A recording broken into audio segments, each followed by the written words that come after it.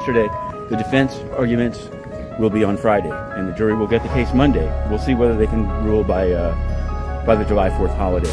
But yesterday there was turmoil. After we did this, many people seemed to not misunderstand. I blame the prosecutors, actually. The way that they wrote their letter about the charge before the charging conference, they said we are not pursuing the theories of liability of attempted kidnapping under New York and California law, attempted arson under California law, that's the Kid Cudi car. The New York kidnapping is Capricorn Clark, of course, and aiding and abetting sex trafficking. So this was not dropping charges, but some people, particularly those some are saying free Diddy, so they were like, Diddy's getting free. I mean, I'm not putting him, again, the government should have explained it better. I think that they spent some sort of behind the scenes attempts to sort of explain to people, but they should have just written a better, I don't know, maybe they hadn't realized how it would be perceived. But I'll say that we didn't try to spin it one way or another. We just quoted exactly what I said. We are not pursuing those theories of liability. Of course, these are just predicates to the RICO charge. And as the almost non-ending charge conference yesterday, it went till 7:30 p.m., made clear RICO is alive. They're going for RICO. There's 5 counts. And so that's that. Now, before we get in, because today it's going to start at 10 o'clock, 10 a.m., begins the opening arguments, apparently by AUSA Slavic. Mark Agnifilo won the right to wait until Friday to start.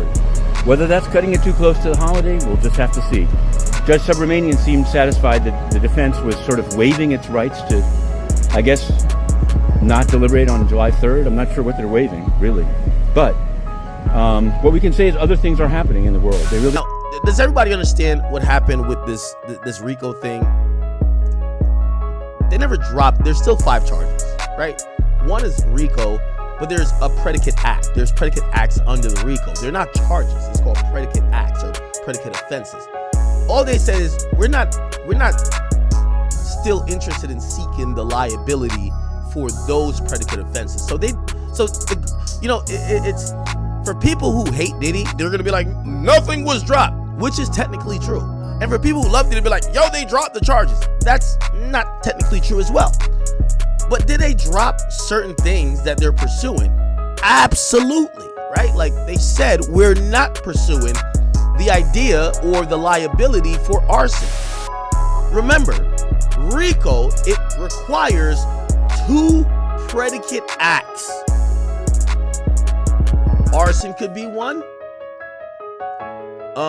Let me see what else they dropped. They also dropped the aiding and abetting of sex trafficking.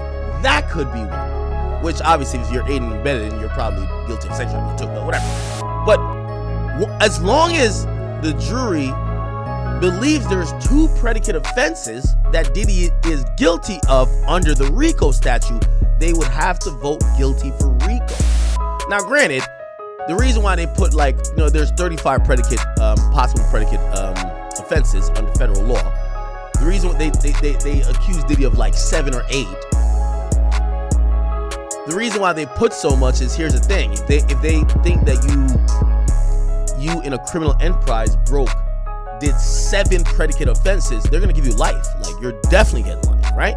So they reduced the 8 that they were the 7 or 8 they were accusing Diddy of to now it's narrowed down to 3 or 4. Now the way they put it in the letter, oh no, we're just trying to not confuse the jurors. Okay, that's true too. That's what I'm saying.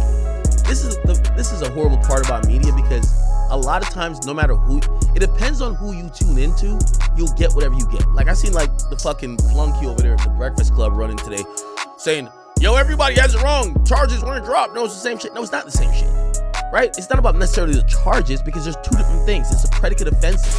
So now Diddy has half of the alleged RICO acts that he is going to be having to answer for. So imagine if somebody said you have 8 chances to go to jail, right? They just got to pick 2 of the 8. Now they narrowed it down to say, oh, you only have 4 chances to go to jail.